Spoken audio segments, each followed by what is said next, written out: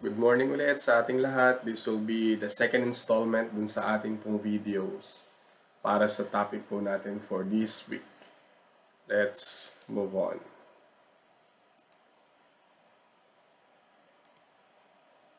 In this video, we will be discussing distance problem. Una work at saka pipe problems, dito po, we will be discussing distance. At the end of this lesson, you should be able to, ito yung aim natin, dalawa lang. Una, identify the formula for distance. Wala po ito dun sa module. But this will be a very important part, especially as we move along habang natagal po yung pag-aaral. And then, solve problems using this formula and apply rational algebraic equation in these problems. Gamit yung formula natin sa distance, i-integrate lang po natin. Integrate po natin dun po sa ating word problems. We have here now keywords to remember. Ito yung dapat mong tandaan na may encounter po natin dito po sa ating distance problem. Una, syempre, yung distance. It is the measure of the path that a person, animal, or thing traveled from point A to point B. Yun yung distansya natin. Sa problems, most often, it is represented by kilometer, meters, or centimeters. Ito lang yung madalas na representation, pero hindi lang ito. Okay? Kaya nga nakalagay, most often. Pangalawa will be the rate. Ano ba yung rate? The distance traveled in the span of a time. From here to San Pablo, I think is 13 kilometers. Kinukuha ng mga nagta-travel normally ng 30 minutes. So yung rate niya, 13 kilometers in 30 minutes. Kaya nga ang representation natin, kilometer per hour, ayan, kph, or kilometer over hour, minute over second, or minute per second mps, and miles per hour, or mph. Ito yung normally na nagre-represent po dun sa ating rate. Last will be time. The amount of hours, minutes, or seconds that a person took to traverse the distance. Gaya nung nabanggit ko, gaano mo ka tagal mapupuntahan yung isang lugar galing sa pinanggagalingan po ninyo. Yun yung oras natin. Represented by R, minutes, M, seconds, S. Yung hours natin, HR. Now, if we will be talking about distance, kailangan alam natin yung formula muna ng distance.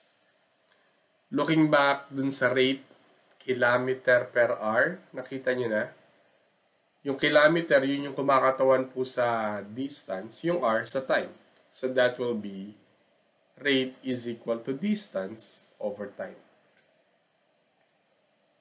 At dahil distance yan, ang distance natin is rate times time. Okay po. Pakitandaan, kasi ito po, gagamitin po ninyo as we move along. Sa ibang mga pagkakataon, gamitin po ito. Let's have an example 1. Ito, uso gawa nung pandemic. A biker covers a distance of 60 km at constant speed. Wala tayo ditong binanggit na speed or rate. If he will add 20 km per hour, so bibilisan pa raw niya yung pagpapatakbo niya. To his current speed, it would have taken 30 minutes less for his journey.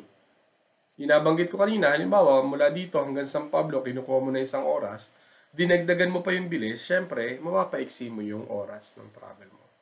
What is his original speed? Gaano raw yung una niyang bilis, yung constant speed na binabanggit dito. Okay, let's assign values dito. Yung x natin, yun yung speed or rate. Kasi yun yung tinatanong eh. Ano raw yung speed niya? Hindi natin alam. And then, yung 60, ito yung na-cover mong distance. 60 kilometers yan. So, 60 na lang kasi gagamitin natin sa formula. X plus 20, ito yung sinasabi natin kung magdadagdag kaya nag-add 20 sa kanyang current speed. Ang current speed niya X, kaya additional speed ito. Okay po? And then, 30 minutes less than or 1/2 hour. 30 minutes, 1/2 hour.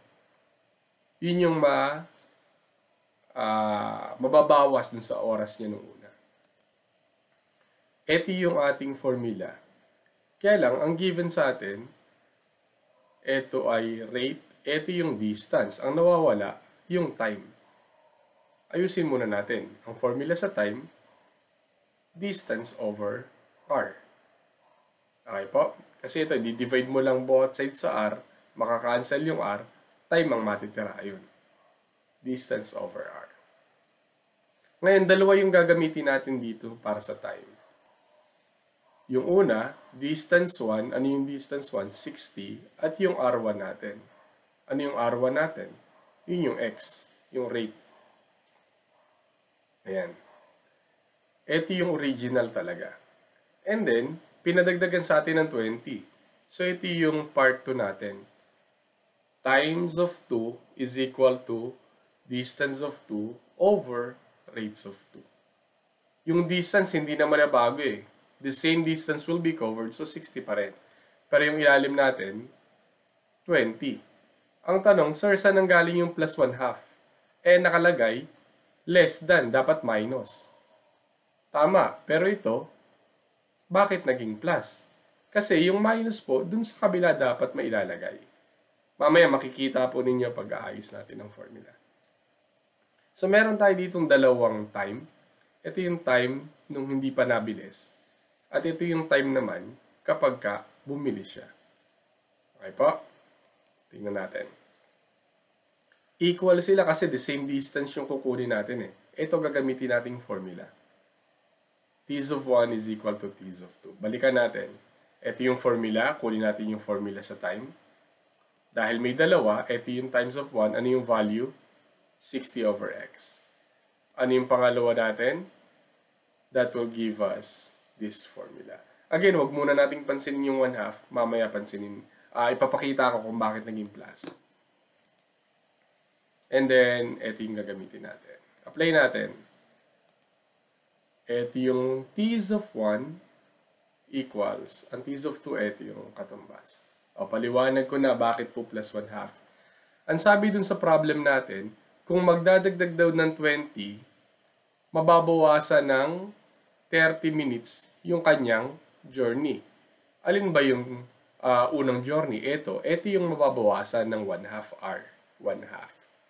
Bakit plus dito? Kasi pag ito inilipat mo, tatawid ng equal sign, magiging minus 1/2. Nakukuha po. Ulit. Ito yung T's of 1. Ayun. Ang T's of 2, ito lang. Sige. Okay po? Pero kapag nagdagdag ka ng 20, babawasan mo ng kalahating oras yung T's of 1 natin. Ayun. Pag ito inilipat doon, nabawasan. Ang ginawa ko na lang, inilipat ko po dito. Kaya naging positive. Sana maliwanag. Ano po? Hindi ito yung mababawasan. Yung kabila yung mababawasan. Kaya dahil nabawasan yun, dito naman matadagdagan. Kasi tatawid ng equal sign. Okay, kunin na po natin ang LCD niya. Ang LCD niya, the product of all the denominators. Ayan. So, just like what we have done, cancel yung x. Etong nandito, imumultiply natin doon. Ayan. Subukan muna natin. 2x at saka 40. Times 60, ayan, ang kalalabasan natin, 2. 60 times 2 is 120 times x, 120x. Okay po. 6 times 2, 120 times 20, ayan po, 2,400. Tapos na tayo sa left side. Equal, proceed tayo sa right side of the equation. May plus, so dito muna yung focus. Huwag niyong pansin yung 1/2. Ang na-cancel, x plus 20. So 60 times x is 60x times 2, ang sagot, 120x. Next. Tapos na kayo dito, doon naman tayo sa may plus 1/2. Anong pwedeng makancel? Yung 2. And then, ito, i-multiply mo. Dahil 1 lang yun, ito lang i-multiply mo. Distribute. X times x is x squared. X times 20, that will give you 20x. Kapag nandito na po tayo, balikan ko lang, kung mapapansin niyo kung ano yung diniscuss ko nung nakaraan, yun pa rin po yung paraan ng pagdidiscuss po natin. Ang focus natin sa ganito, quadratic term. Positive or negative. Pag positive, hindi ito ang ililipat nyo. Alin ang ililipat or itatawid ng equal sign? Yung nasa kabilang parte nung may variable natin o yung may quadratic term kasi positive. Kung ito yung negative, ito ang ililipat sa kabila. Pero dahil ito po ay positive na, ito ang ilipat natin dito. So pag ilipat natin, ano pang mangyayari? Ayan. Ito hindi na bago. 120x, x squared, 20x. Pero itong nandito, yung positive 120x naging minus 120x.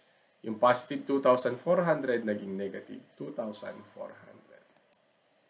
Ito yun. Iaayos na po natin siya para magkaroon po tayo dito ng quadratic equation. Ang una, syempre quadratic term. Ibaba na natin. And then, ginuhitan lahat yung may variable, yung linear term po natin. Kung mapansin natin, 120x, 20x, then negative 120. Magkamukha ito, magkaiba lang ng sign, anong mangyayari? Cancel po natin. Ang matitira, eto, anong gagawin? Ibaba na lang po natin. And then, may natitira pa tayo. Ayun, ibaba na lang natin. Minus 2,400 equal 0. Okay po? Factor natin ito. X plus 60 at saka x minus 60. Kung tatanggalin nyo lang yung 0 dito at saka 0 doon, pwede nyo nang masagutan ito. Factors ng 2,400 na kapag ka-isinubtract ay 20, 60 times 40. Dahil negative, magkaiba yung sign. Ano yung sign na mas malaki? Yung sign sa gitna. Okay po. Anong gagawin susunod dito? Equate each factor sa 0. Pagtatawid sa equal sign, papapalitan. Negative. Pagtatawid sa equal sign, positive. Dalawa ngayon ang sagot. Isang negative 60 at isang 40. Ang tanong, speed. Neglect the one with the negative value. Pag tinatanong sa atin yung tulen o kaya kahit distance, neglect nyo na po yung negative value natin dito. Wala naman, oy, anong tulin mo magbike? Ako, negative 40 kilometers per hour. Wala pong ganun. So, pag may na-compute po tayo na negative, neglect nyo na lang. Focus tayo sa positive. The original speed is 40 kilometers per hour. Okay po? Magagamit nyo po yan sa learner's task. Let's have here now another example. Iba naman. Pero tungkol pa rin sa distance. A ball was thrown and reached the distance of 20 meters. So, kung nagbe-baseball kang ganyan, binato mo, 20 meters ang layo. If the equation given for the distance is 40 squared minus 24t plus 7, where t is the time in seconds, how long will it take for the ball to reach that distance? So, kung bumato raw ako ng bola, kung kayo nagbe-baseball, gaano katagal? Yung long dyan, hindi haba, tagal. Okay po? Marami nagkakamali. Akala distance yung sinusukat. Given na nga yung distance, 20 meters. So, gaano raw katagal bago marating ng bola yung 20 meters? Okay po? Itong problem na to actually ay madali. Bakit? Kasi may given tayong distance, 20. Tapos, ang sabi, yung equation daw para sa distance ay eto. 4t squared minus 24t plus 7. Kung ganyan lang po kabilis, distance equals sa distance. So, mangyayari, eto na po ang kalalabasan. Eto yung value ng isang distance equal sa value ng isang distance. Pwede na po natin siyang isolve. Paano natin isosolve? Saan ang focus? Doon sa quadratic term. Positive, negative. Sir, positive. Anong gagawin? Itong isang ilipat doon para ma-equate sa 0. Ayan. Ito, kopyahin mo na lang. Pero positive 7 minus 20, magkaibang sign. So, we subtract their absolute value. We will come up with negative 13. Ito po ang magiging quadratic equation po natin. Again, you can use any of the 4 methods kasi 0 na siya. But what I did, solve natin yung t, which is the second. Ginamit ko pa rin po dito, factoring. 2x plus 1, 2x minus 13. Pag chinek nyo, using FOIL method, 4t squared, x lang yung ginamit ko dito. And then 13. Again, this is my mistake ha. T dapat ito, T. Okay. Proceed tayo. Ayan, equate h sa 0. Negative 1, anong gagawin? Divide mo sa 2. Cancel. Negative 1 half. Divide mo sa 2. 13 over 2.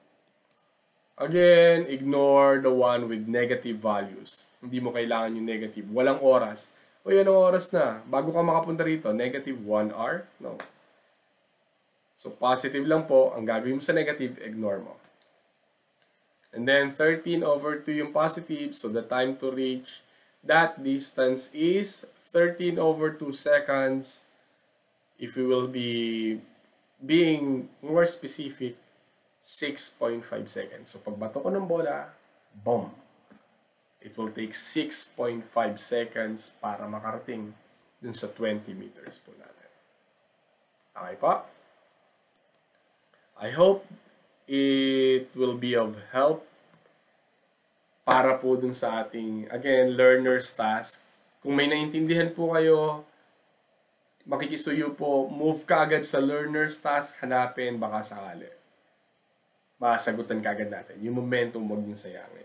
Kung meron pong hindi maliwanag, comment lang po tayo sa comment section. Wala po tayo magiging problema. As much as we can, we will be explaining things dahil nga ang gusto po namin matuto po kayo. Para hindi na po magluwat, again, this is your Sir Ian of Plaridel Integrated National High School. And please study more. Keep on studying, keep on learning. Goodbye.